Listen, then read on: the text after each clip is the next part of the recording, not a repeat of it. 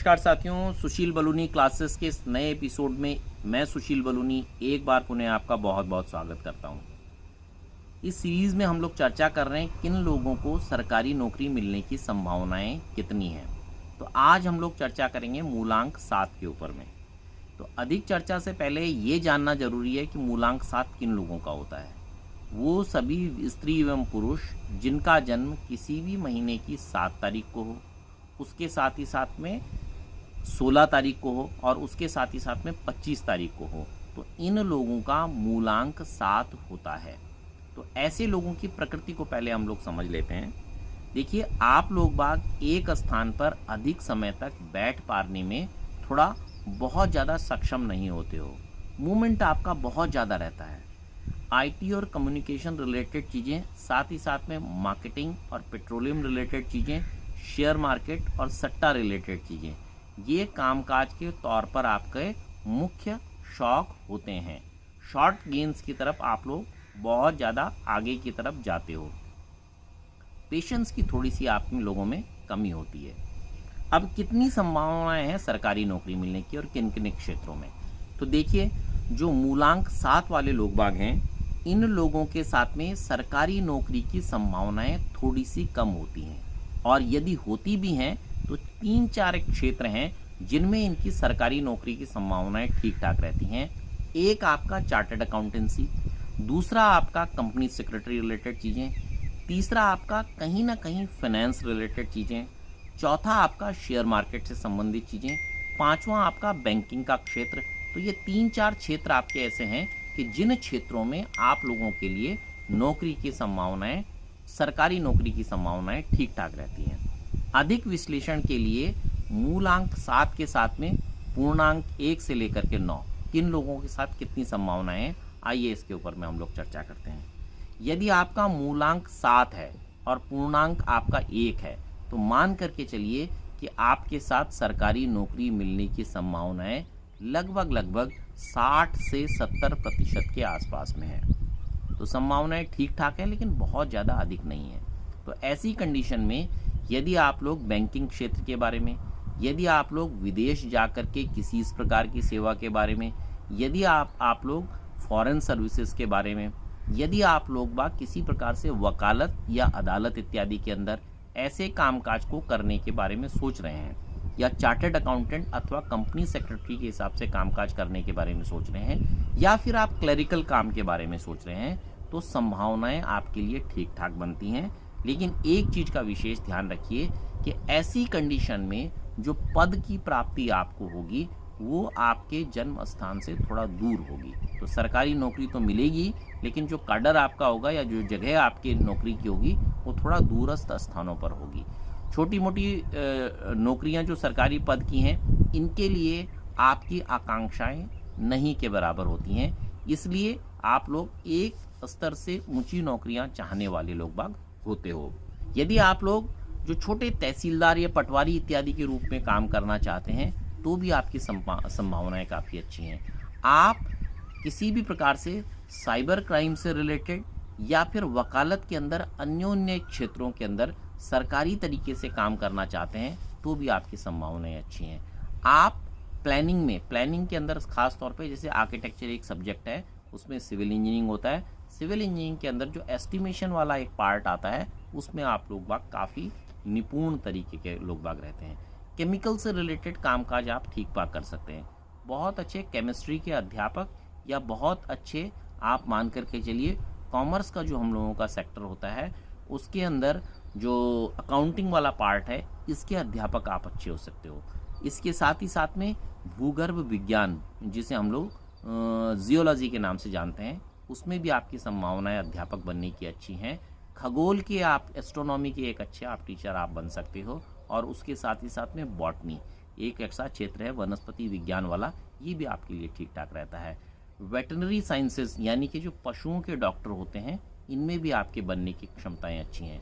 आपको petrol, diesel इत्यादि, ये जितनी भी भूगर्भ के अंदर के खनिज, लवण इत्यादि होते हैं, या रसायन, केमिस्ट्री रिलेटेड चीज़ें होती हैं, इनके अंदर आप लोगों की जानकारी भी अच्छी होती है, और उसके साथ ही साथ में ये आपके शौक का एक विषय होता है।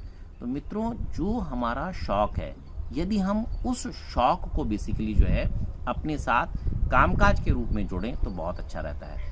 खेल कूद के अंदर आप अच्छे निपुण लोग बाग होते हो, तो खेलों के माध्यम से भी सरकारी नौकरियां प्राप्त करना ये आपके लिए ठीक ठाक रहता है। उसके साथ ही साथ में जितने भी प्रदेशों के अंदर ट्रांसपोर्ट सर्विसेज हैं, या फिर रेलवे वाला पार्ट हुआ, या फिर एविएशन का आपका सेक्टर हुआ, ये सेक्टर भी आप लोगों के लिए काफ़ी अच्छे रहते हैं। इसमें सरकारी अथवा गैर सरकारी जो भी पद होते हैं वो आपके लिए ठीक रहते हैं। आपके साथ में कमी क्या है कि आप सामने वाला व्यक्ति यदि कभी कभार गुस्से में आपके साथ में थोड़े कठोर शब्दों का प्रयोग करता है तो सहनशीलता आपके साथ में कम होती है।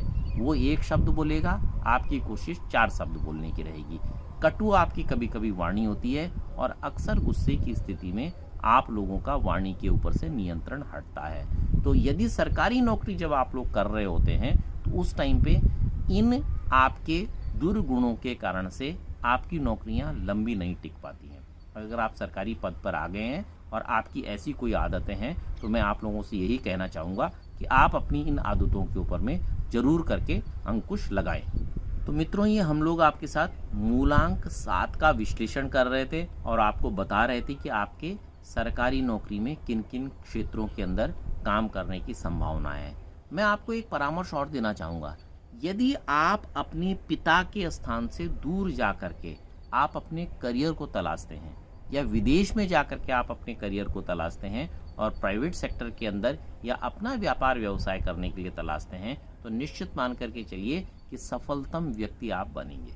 इसलिए आपके मन के किसी कोने में सरकारी नौकरी का अगर कोई ख्याल है तो जो जो सेक्टर्स, जो जो क्षेत्र मैंने आपको बताए हैं, या तो उनके अंदर ट्राई कीजिए, अन्यथा निकाल करके अपना काम करने की।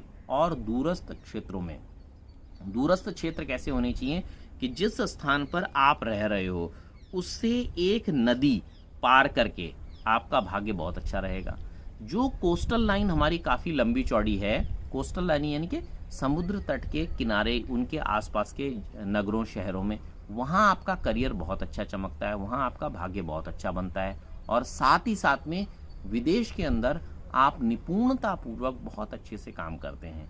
2-3 क्षेत्र और हैं, जैसे इंफॉर्मेशन टेक्नोलॉजी का हो गया, आईटी जिसे को हम लोग बोल रहे हैं, और उसके साथ ही साथ में मीडिया वाला हो गया, और मीडिया में जो एक तरीके से एडिटिंग वाला पार्ट हो गया, या बिहाइंड द कैमरा जितना भी कामकाज होता है उसमें भी आप निपुण तरीके से कार्यों को कर लेते हो। लाइजन यानी कि एक दूसरे के साथ में संबंधों को स्थापित करके कार्यों को सुलझाना या निपटवाना, इसमें भी आप लोग काफ़ी एक्सपर्ट होते हैं। तो आपके लिए संभावनाएं बहुत अच्छी होती हैं। देखिए, जब हम केतु की बात करते हैं, 7 अंक की बात करते हैं, तो ये बेसिकली 7 अंक का प्रतिनिधित्व केतु नाम का प्लैनेट, केतु नाम का ग्रह आपका करता है।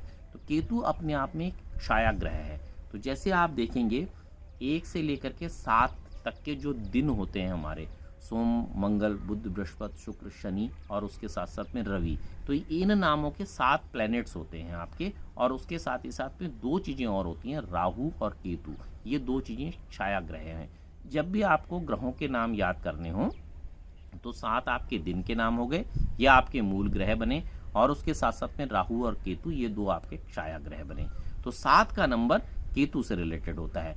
4 के अंक के साथ में थोड़ा सा आपकी सामंजस्य कम बन पाता है, 6 के साथ में आप ठीक ठाक तरीके से चलते हैं, 3 के साथ में आपका तालमेल ठीक रहता है, 2 के साथ में आप बहुत ज़्यादा ट्रैवल इत्यादि करते हैं, चीज़ें आपकी ठीक रहती हैं, 8 के साथ में इतना ज़्यादा अच्छा नहीं रहता, और केतु आंशिक रूप से मंगल की तरह व्यवहार करता है, तो 9 के साथ भी कभी कभार आपकी नहीं पड़ पाती है, और 1 और 7 ये भी जल ठीक प्रकार से नहीं हो पाता है। ये चीज़ें मैंने आपको इसलिए बताई हैं कि जो आपके बॉस होंगे उनके साथ अगर किस प्रकार के नंबर हैं तो कैसी कंपैटिबिलिटी आपकी बनेगी, या आपको समझने के लिए ज़्यादा अच्छा रहेगा। तो मित्रों, अपने इन्हीं शब्दों के साथ में इस एपिसोड को मैं यहीं पर समाप्त करना चाहूँगा।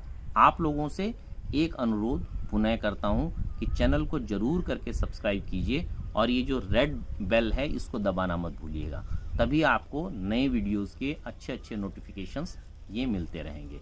और उसके साथ ही साथ में अपने मित्रों के साथ में, सहयोगियों के साथ में अलग अलग ग्रुप, अलग अलग माध्यम से वीडियो को जरूर करके शेयर कीजिएगा। कुछ आप जानना चाहते हैं नया तो उसके बारे में आप कमेंट बॉक्स में लिख सकते हैं, और उसके साथ ही साथ में ये वीडियो आपको कैसा लगा ये भी आप कमेंट बॉक्स में लिखिए। बहुत बहुत धन्यवाद। नमस्कार, प्रणाम।